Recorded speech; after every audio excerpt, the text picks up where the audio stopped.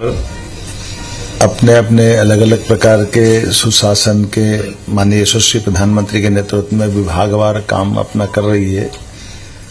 लेकिन जैसे यशस्वी प्रधानमंत्री का ये ध्येय वाक्य हम सबके लिए पाथेय के रूप में काम कर रहा है, विरासत से विकास की ओर। विकास तो होना चाहिए, लेकिन विरासत पे भी गर्व होना चाहिए। और विरासत से जब गर्व की बात करते हैं तो हमारे मध्य प्रदेश के संदर्भ में सम्राट विक्रमादित्य का 2000 साल पुराना उनका अपना एक किरदार पूरी देश और दुनिया के सामने आदर्श रूप में दिखाई देता है। विक्रमादित्य के जीवन के विविध पक्षों को जितने प्रकार से हम देखेंगे, आपको हर बार उनकी अलग प्रकार की एक तरह से उनकी प्रतिमा भी हृदय में बनती है। और जिनने विक्रमादित्य को पढ़ा होगा, विक्रमादित्य एकमात्र ऐसे शासक हैं लगभग 2000 साल से जिनके जीवन के विविध प्रसंगों से भी लोग प्रेरणा लेते हैं और उनके शासन काल की तुलना सुशासन की सर्वश्रेष्ठ तुलना है। इस नाते से उनने जो जो प्रयोग किए, जिस प्रकार से जीवन जिया, जो जो उनने काम किया और उनके अपने उस काल के दरम्यान में जो उनने अपने शासन में प्रयोग किए, वो प्रयोग भी बहुत अद्भुत रहे हैं। जैसे हम सबकी जानकारी के लिए हमारा जो संवत है, ये विक्रम संवत है।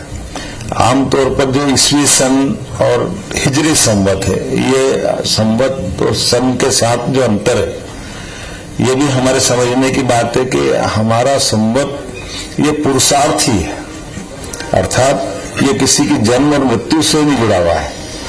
ये हमारे शासक की शासन करने की भावना के साथ उदार परंपरा को लेकर चलने वाला संवत है। अर्थात संवत प्रारंभ करने की जो पहली शर्त हमारे अपनी सनातन संस्कृति में भारतवर्ष में है, वो ये कि जो शासन चलाते चलाते अपना संवत चलाना चाहेगा, वो पूरी प्रजा का कर्ज वो अपने पास से चुकाने का उसका सामर्थ्य होना चाहिए। अर्थात उसके पास इतना धन हो कि वो पूरी प्रजा को कर्ज मुक्त कर दे और उतना ही धन वो अपने बाकी उद्योगपतियों को भी उपलब्ध कराए जो भविष्य में भी कर्जा न ले। अब ये थोड़ा दुनिया के लिए चुनौती और दुनिया के लिए अविश्वसनीय बात हो सकती है, लेकिन ये हमारी यथार्थ की बात है कि जिनने अपने पूरे भूभाग से लोगों का सारा कर्जा अपने कोष से अर्थात सरकार के सामर्थ्य से कर्ज मुक्त करके शासन की व्यवस्था संचालित करते हुए विक्रम संवत का प्रादुर्भाव हुआ। इसलिए विक्रम संवत 2082 ये 3 दिन पहले लगा है, जिसका हमारे यहाँ संवतों की भी गिनती नाम से होती है, जो श्लोक में बोले जाते हैं। अर्थात 2082 बोलना है तो 60 प्रकार के संवत, जैसे ये संवत का नाम सिद्धार्थ है, इसको 2082 बोलने की जरूरत नहीं। केवल श्लोक में पंडित जी जब श्लोक कराएंगे तो वो मासोत्तममासे पुण्यपवित्रमासे ऐसे करते करते जब संवत की बात जाएगा, विक्रम संवत्सरे तो सिद्धार्थ नाम संवत्सरे, अर्थात 2082 में बोल रहे। तो ये जो भाव है इसमें उस शब्द से उसका कितना महत्व है। अब इसका पर्याय आपके अंग्रेजी सन में भी नहीं है। अगर 2025 को कुछ और बोलना है तो कोई शब्द नहीं है, वो अंक से ही बता सकते हैं, या कोई और भी अपन संवत लेंगे तो केवल अंक से बता सकते, नाम नहीं हो सकते। लेकिन ये 60 नाम है, 60 नाम का चक्रीक्रम है, ये बदलता रहता है। तो मैं मान के चलता हूं कि संवत के बारे में आपको बताया, शासन की व्यवस्था में भी नवरत्नों की मालिका ये माननीय हमारे सम्राट विक्रमादित्य द्वारा प्रारंभ की गई कि हमारे अपने अलग अलग विषय के विशेषज्ञों का समूह बना करके मंत्रिमंडल के अंदर भी एक एक व्यक्ति वो अपने जुड़े हुए 5-7 मंत्रालय के ऊपर एक तरह से अपनी उस विषय की दक्षता के बलबूते पर सुशासन के सारे तत्व निकाल के चले। तो नवरत्न विक्रमादित्य के एक से एक, और वो भी कब, जब उनने अपने देश को जो गुलामी की दास्ता से मुक्त कराया। विक्रमादित्य ने जब अपना शासन संभाला, उनके पूर्ववर्ती पिताजी के शासनकाल गर्भहुल्य नाम उनका है, और गर्भहुल्य से शकों ने परास्त करते हुए उनका शासन पूरे देश से शकों का शासन हो गया था।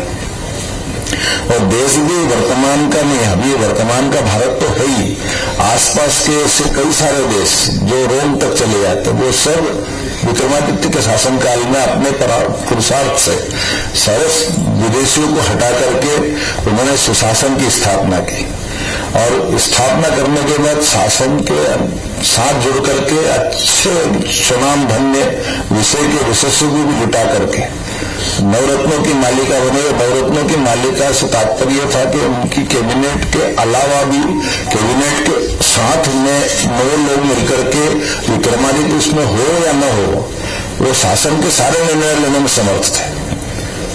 इसको इस प्रकार से समझ सकते हो कि काल के प्रभाव में कोई कारण से विक्रमादित्य अगर नहीं है तो भी शासन सुचारू रूप से चलता जाएगा।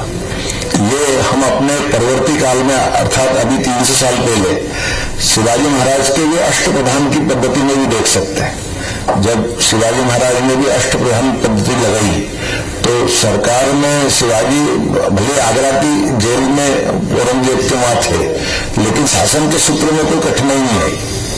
तो ये जो बाद के काल में भी शासन की व्यवस्था चलती रहे ये अपने लिए उल्लेखनीय उदाहरण है जिससे हमको समझ में आएगा। फिर आपने सबने देखेंगे कि दानशीलता जिसका मैंने उदाहरण दिया, दान इतना देना कि सब कर्ज मुक्त कर दे।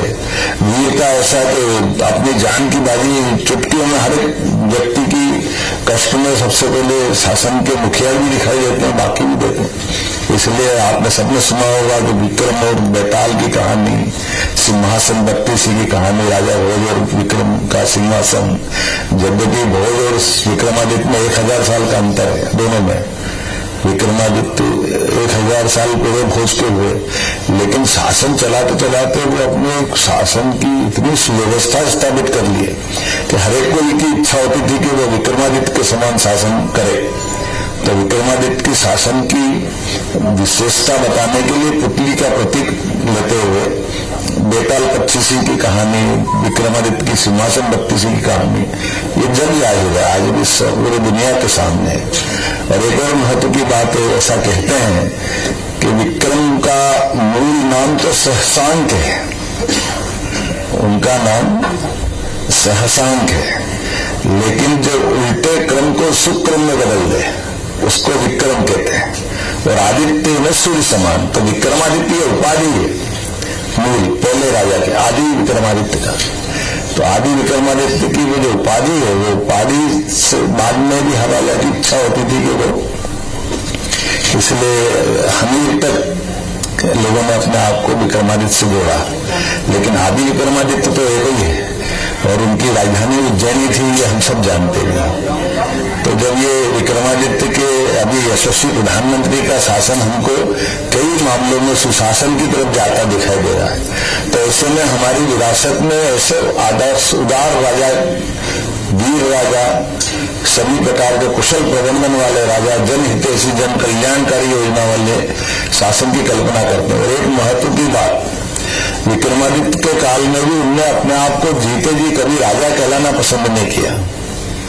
उनने अपने को गणराज्य का नायक कहा है। जैसे माननीय प्रधानमंत्री जी अपने आप को जनता के प्रधान सेवक के नाते से जानते हैं, ऐसे वो जो अपने आप को जिस भाव से रखा है, उनकी शासन के अंदर तो बिल्कुल सम्राट की उपाधि अगर उनको देखा जाए तो इतना बड़ा सुशासन का उनका चलता है। लेकिन उन्हें अपने आप को जीते जी जनता का सेवक करके जाना गया। तो गणतंत्र की स्थापना अगर किसी ने की है तो ऐसा माना जाता है कि 2000 साल पहले विक्रमादित्य ने भी की।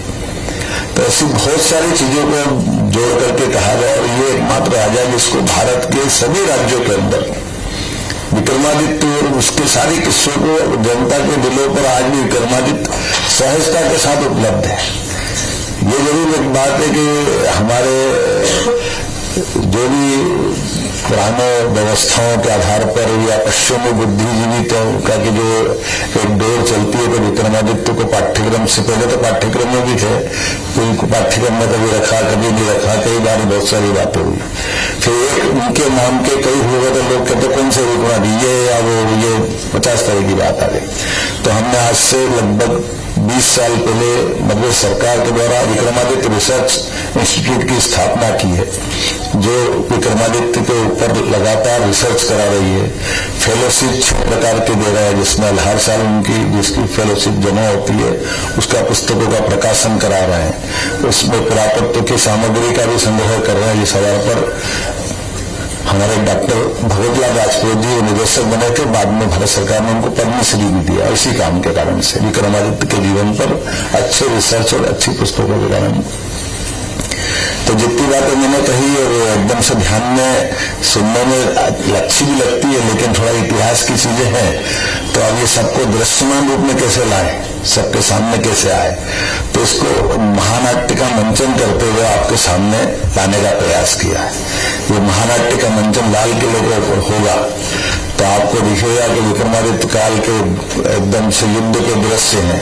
तो युद्ध के दृश्य में इधर से घोड़े दौड़ते आ रहा है, इधर से घोड़े दौड़ते आ रहा है और आमने सामने तलवारों की जब झंकार होगी तो हमको लगेगा कि एकदम जैसा नाटक का मंचन, जिस मंचन पे केवल कल्पना होती है और दृश्य साकार होता दिखाई देगा। विक्रम बेताल हमने सुना ही सुना है, लेकिन बेताल आपके आंखों के सामने अट्टहास करता हुआ दिखाई देगा, जिससे हमको विक्रमादित्य के उस युग में पहुंचने का आनंद आएगा। विक्रमादित्य के जीवन में ये सारे रस जो वीर रस से लगा करके सारी चीजों में आप आनंद के साथ दिखाई देंगे। तो ये एक ऐसा अवसर है जो कई बहुत चुनौतियों भरा भी है, लेकिन इसकी खास बात यह कि इससे जुड़े हुए कलाकार जो है लगभग 250 से ज्यादा कलाकार हाथी घोड़े ऊंट पालकी के साथ पूरा दृश्यमान रूप दिखाई देंगे। और वो सारे लोग हैं जो इस खासकर विचार के आधार पर जुड़े हुए लोग हैं। कोई डॉक्टर है, कोई वकील है, कोई इंजीनियर है, कोई अलग अलग प्रकार के व्यवसाय करने वाले लोग हैं, लेकिन मिशन के लिए वो सब महानाट्य में पात्र बन करके इस विषय को जनता के सामने लाना चाहते हैं। तो मैं अपनी ओर से मोदी सरकार की ओर से यहाँ हमने दिल्ली की मुख्यमंत्री श्रीमती रेखा गुप्ता जी वो एक तरह से इस पूरी व्यवस्था में वो दीनदयाल शोध संस्थान, संस्कार भारती, ये सब लोग मिलकर कर रहे हैं। हमारा तो इतना ही काम है कि एक कालजयी रचना बनी है, तो कालजयी रचना को संस्कार भारती के माध्यम से विक्रमादित्य शोध पीठ में उपलब्ध कराने का प्रयास किया।